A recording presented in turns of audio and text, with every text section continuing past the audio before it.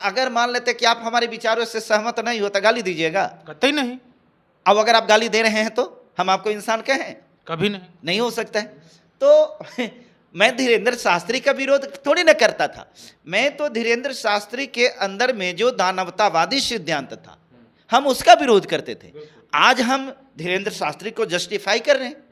हम धीरेन्द्र शास्त्री को कह रहे कि नहीं, वास्तव में बुद्धि उनको आ गई है। दोस्तों, बाबा बागेश्वर ने एक बयान दिया है कि शांति का रास्ता सनातन से शुरू होता है और सनातन का मतलब युद्ध नहीं बुद्ध है। ये वही बाबा हैं जो हिंदू राष्ट्र की मांग कर रहे थे और उसके लिए बहुत चर्चा में बने हुए थे। हमारे साथ बातचीत करने के लिए पास्टर चितरंजन सर हैं, इनसे जानते हैं कि इनका क्या कुछ कहना है। क्या कहिएगा सर? सबसे पहले सबको जय मसीह की। और बागेश्वर धाम वाले धीरेन्द्र शास्त्री को मुझे लगता है कि गौतम बुद्ध के जैसा शायद बुद्धि मिल गया होगा, तभी ही इस प्रकार की बात को कर रहे हैं।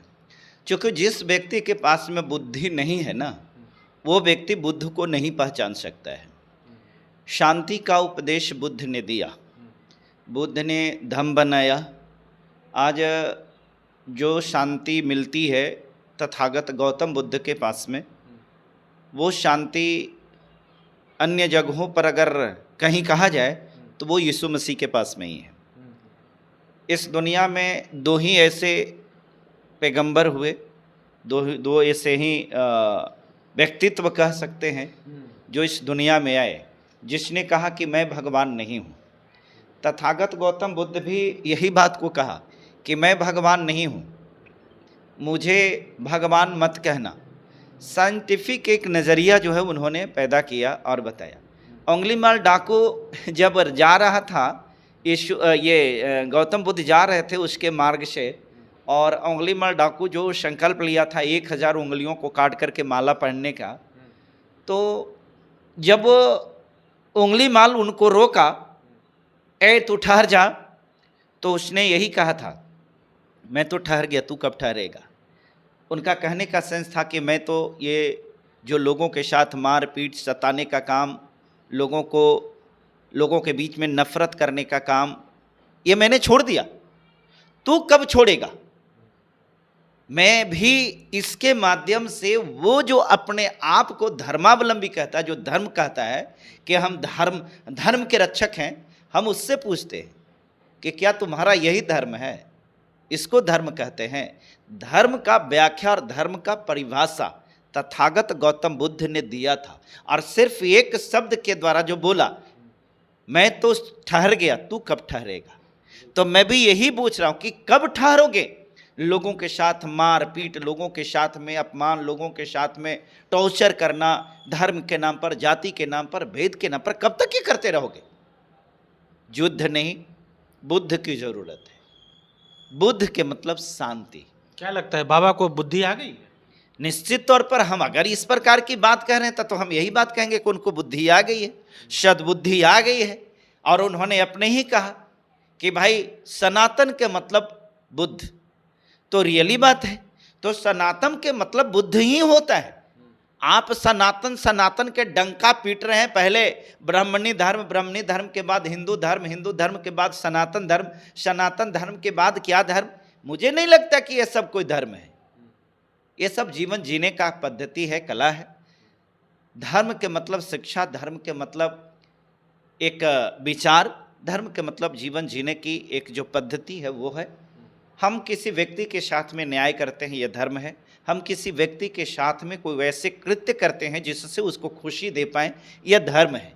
हम किसी व्यक्ति को दुख पहुंचाए, कष्ट पहुंचाए, किसी को मानसिक शोषण किए, ये अधर्म है और यही पाप है।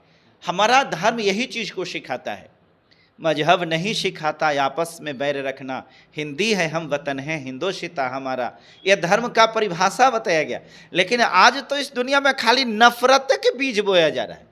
अब देखिए ये वीडियो बन रही है, हम अपना स्टेटमेंट दे रहे हैं, लेकिन इन नफरती चिंटुओं को देखिएगा कि किस प्रकार के कमेंट करते हैं। जो बुद्धिजीवी रहेगा, जो समझदार होंगे, जिनके पास में आइडियोलॉजी रहेगा, वो जो होगा हमारे स्टेटमेंट को, हमारे बातों को जस्टिफाई करेंगे। अब अगर बाय द वे हो सकता है मेरे विचारधारा से वो सहमत नहीं होंगे तो शालीनता पूर्वक वो कमेंट करेंगे, वो जवाब देंगे, ये उनका अधिकार है। लेकिन कोई व्यक्ति अनाप शनाप के द्वारा, कोई व्यक्ति अमर्यादित भाषा का प्रयोग करते हुए अगर कमेंट करता है और वो व्यक्ति अगर कहता है कि हम भी धार्मिक हैं, तो मुझे नहीं लगता कि वो धार्मिक हो सकता है। जाति के नाम पर दंभ भरने वाले, ऊंच नीच का भेदभाव करने वाले, ये धार्मिक नहीं हो सकते। आखिर कौन लोग हैं जो अनडेमोक्रेटिक वर्ड का इस्तेमाल करते हैं? वही जिनको, जो अपने आप को ऊंच मानते हैं। जिनके टाइटल, हम जाति की बात नहीं कर रहे, हम उनको कह रहे हैं जो अपने आप के अंदर में अहम रखते हैं कि हम ऊंच जाति के हैं, जो ऊंच जाति के नाम पर, जो जाति के नाम पर भेदभाव करते हैं, दंभ भरते हैं, वही लोगों की बात मैं कर रहा हूं। नीचता पे उतरे हुए। बिल्कुल नीच। आखिर ऊंच नीच का परिभाषा क्या हो सकता है? आप किसी व्यक्ति को कोई नीच जाति कहते हैं कि ये नीच जाति है, ये राढ़ है, ये रेयान है। राढ़ रेयान का परिभाषा मैं पूछना चाहता हूं, किसको राढ़ बोलते हैं, रेयान किसको बोलते हैं? उसको ना जिसको ना तो बोलने का तरीका मालूम है, ना बैठने का, ना उठने का, ना चाल, ना चरित्र, ना व्यवहार, कुछ नहीं है, उसको राढ़ बोलते हैं।